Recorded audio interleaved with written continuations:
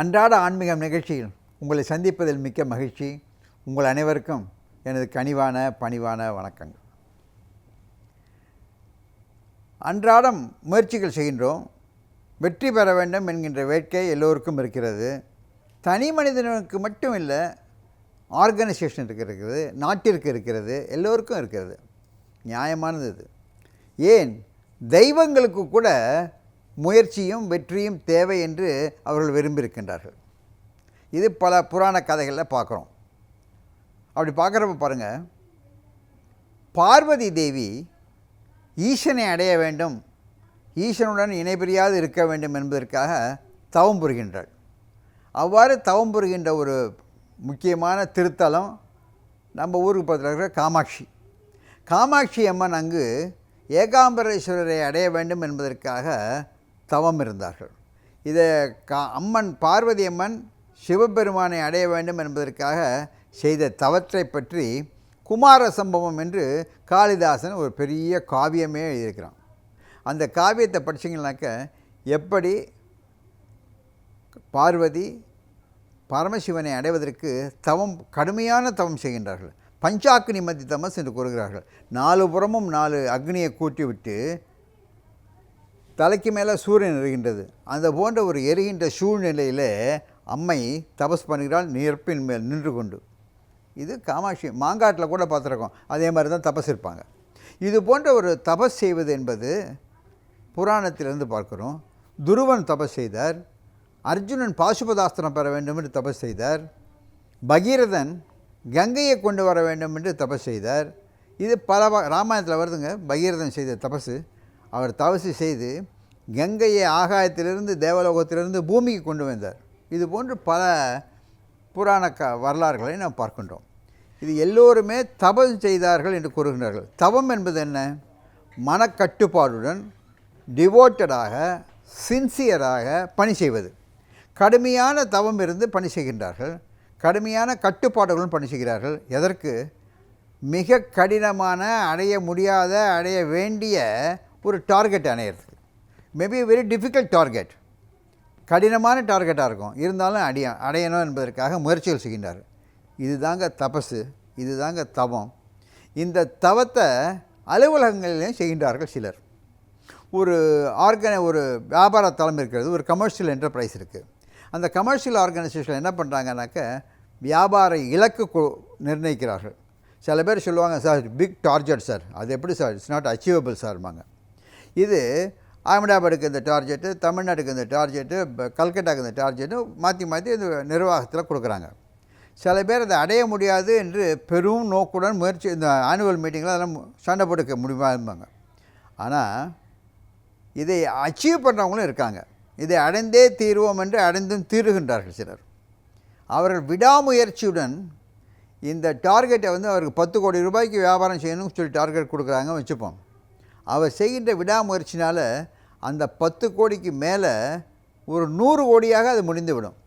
உதாரணமாக சென்னைக்கு 10 கோடி ரூபாய் வச்சுருப்பாங்க.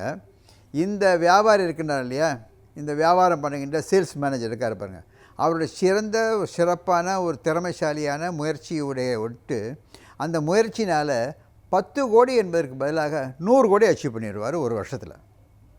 இப்போ பாருங்கள், அந்த நிர்வாகம் என்ன பண்ணியிருக்கும், பல ரீஜன் 4 ரீஜன் வச்சுப்போமே, இந்த 4 ரீஜனுக்கும் 10 போட்டு 40 கோடி ரூபாய் ஒரு இந்த ஆண்டு நம்ம பிஸ்னஸ் பண்ணணும்னு தீர்மானம் பண்ணியிருப்பாங்க. ப்ராஜெக்ட் போட்டிருப்பாங்க, பட்ஜெட் போட்டிருப்பாங்க. ஆனால் இந்த சென்னையில் இருக்கின்ற ஒரு சேல்ஸ் மேனேஜர் அவருடைய நிர்வாக திறமையினால், அவருடைய முயற்சினால், அவருடைய எஃபர்ட்னால் என்ன பண்ணிடுறாரு, இவரே 100 கோடி பிடிச்சிட்டார். இப்போ என்னாச்சு, 40 கோடி இந்த ஆர்கனைசேஷனுக்கு வர வேண்டியதுக்கு பதிலாக 130 கோடி இந்த ஃபுல் ஆர்கனைசேஷனுக்கு வருது. 40 கோடி எங்கே, 130 கோடி எங்கே? அதற்கு காரணம் யார்? இந்த ஒரு தனிநபருடைய முயற்சி.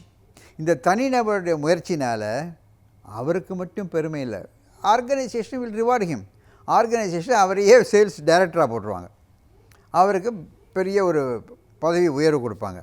அவருக்கு பதவி உயர்வு கிடைப்பது என்பது ஒன்று இருக்க, இந்த நிர்வாகமே உயர்ந்து விடுகின்றது. இந்த கமர்ஷியல் ஆர்கனைசேஷனுக்கே நல்ல பேர், அவங்களுக்கே பெரிய பெருமை, கண்ட்ரியில் பிஸ்னஸ் என்டர்பிரைஸில் பிஸ்னஸ் சர்க்கிளில் இந்த கம்பெனிக்கு பெயர் உயர்ந்து விடுகின்றது. அதுதாங்க நாட்டிலே தோன்றுகின்ற ஒரு சில தலைவர்களால், ஒரு சில உழைப்பாளி தலைவர்களால் அந்த நாட்டுக்கே பெயர் வருகின்றது. பகீரதன் பிரயத்தனம் பண்ணாருங்க கங்கையை கொண்டு வரத்துக்கு. அவர் பிரயத்தனம் பண்ணது எதுக்கு தெரியுமா? தன்னுடைய முன்னோர்கள் நல்ல கதிக்கு போகணுங்கிறதுக்காக. ஆனால் அந்த கங்கை பூமிக்கு வந்ததுனால இந்தியா செழித்து வளர்கின்றது, பாரதம் செழித்து வளர்கின்றது, பாரதம் ஒரு புண்ணிய பூமியாக கருதப்படுகின்றது. பல இடங்களிலிருந்து கங்கைக்கு நீராட வருகின்றார்கள். அதே போல் காமாட்சி அம்மன் நீங்கள் பூஜை பண்ணதுனால பல பேர் இன்றைக்கு காஞ்சிபுரத்துக்கு வருகின்றார்கள். ஒவ்வொரு விஷயமும் பார்த்திங்கனாக்க ஒரு தனி மனிதன் தனித்து செய்கின்ற விடாமுயற்சினால், முழு மூச்சுடன் இணைகின்ற ஒரு பணியினால், டிவோட்டட் பணியினால் அந்த தனி மனிதன் மட்டும் பயன்பெறுவதில்லை. அவனை சுற்றி இருக்கின்ற ஒரு கூட்டம், ஒரு நாடு பயனடைகின்றது. அப்பொழுது மட்டும் இல்லை, பிற்காலத்திலும் பயனடைகின்றார்கள். இது இந்த கம்பெனி பார்த்தோம் பார்த்திங்களா, அந்த கம்பெனி என்ன ஆகிடும், அது இமேஜ் மேலே வந்துடும். இமேஜ் வந்துனாக்கா ஷேர் மார்க்கெட்டில் அதோட ஷேரெல்லாம் மேலே வந்துடும். அவங்க நாட்டில் உலகில் பெரிய ஆளாக அவங்க. இப்போ இந்த சில கணினி பொருள்கள்லாம் செய்கிறவங்க இருக்காங்க பாருங்கள், பேரை சொல்ல விரும்பலை. அந்த கம்பெனிலாம் பார்த்திங்கனாக்கா சாதாரண நிலைமையில் ஆரம்பித்தவங்க. அவங்களுடைய செயல் திறமையினால் அவங்க பெரிய அளவுக்கு வளர்ந்துட்டாங்க. பெரிய அளவுக்கு வந்தது மட்டும் இல்லாமல் அவங்க மார்க்கெட்டில் அவங்க ஷேர் எங்கேயோ போயிடுச்சும்பாங்களே, அதுமாரி எங்கேயோ போயிடுச்சு. அதுக்கு காரணம் ஒரு தனி மனிதனுடைய முயற்சி. அந்த தனி மனிதனுடைய முயற்சி ஏதோ கூலிக்கு மாரடிக்கிறதுன்னு சொல்லுவாங்கள்ல, அந்த மாதிரி இல்லை, ஒரு தவமாக மேற்கொண்ட முயற்சி. அந்த தவ முயற்சிக்கு தான் இந்த பலன். காமாட்சி அம்மன் தவம் செய்தது இருக்கட்டும், பகீரதன் தவம் செய்தது இருக்கட்டும், அர்ஜுனன் பாசுபதாஸ்திரத்திற்காக செய்த தவம் இருக்கட்டும், துருவன் செய்த தவம் இருக்கட்டும், இதெல்லாம் ஒரு உதாரணமாக நமக்கு கிட்டுகின்றது. தனி மனிதன் செய்கின்ற முயற்சி ஒரு விடாமுயற்சியாக, தீவிரமான முயற்சியாக, டிவோட்டட் முயற்சியாக இருக்குமே. ஆனால் வெற்றி கிட்டுவது அவனுக்கு மட்டுமல்ல, அவனை சேர்ந்த சமூகத்திற்கு, நாட்டிற்கு கிட்டுகின்றது. அந்த கிடைக்கின்ற வெற்றி இட்ஸ் எ பர்மனண்ட் சக்ஸஸ். இப்போ கங்கை வந்துச்சுங்க, கங்கை திரும்பியா போயிடுச்சு? திரும்பி போகல, இங்கே தான் இருக்குது. அப்புறம் பாசுபதாஸ்திரம் கிடச்சிதுனாக்க வெற்றி கட்டியது காலங்காலமாக பேசப்படுகின்றது, போற்றப்படுகின்றது. காஞ்சியை நகரேஷு காஞ்சி என்று கூறுகின்றார்கள். 7 நகரங்களில் சிறப்பான இடமாக காஞ்சி கருதப்படுகின்றது. இதுபோன்று ஏற்படுகின்ற வெற்றி காலத்தினாலோ இடம்பொருள் ஜாகிரபிக்கல் லிமிட்டேஷனாலோ கட்டுப்படுத்த முடியாதது. அந்த வெற்றிகள் பர்மனெண்ட்டாக இருக்கும்.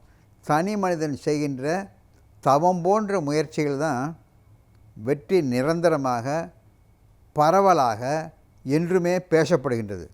ஆக முயற்சிகள் செய்கின்ற மக்கள் தனக்கு மட்டும் என்று இல்லாமல் தன்னை சுற்றி இருக்கின்ற நாட்டிற்கு, அலுவலகங்களுக்கு பயனடைவிலே செய்ய வேண்டும். அதுதான் தவம். செய்கின்ற முயற்சிகள், எடுத்துக்கொள்ளுகின்ற பணிகளை தவமாக கருதி செய்வோமேயானால் தனக்கும் வெற்றி, தன்னை சார்ந்தவர்களுக்கும் வெற்றி, இன்றும் வெற்றி, வரிசையாக வாரிசுகளுக்கும் தலைமுறையாக வெற்றியை எடுத்துக் கொடுக்கின்ற ஒரு தவம் நாம் செய்கின்ற பணியாக இருக்க வேண்டும். மறுமுறை பார்ப்போமா?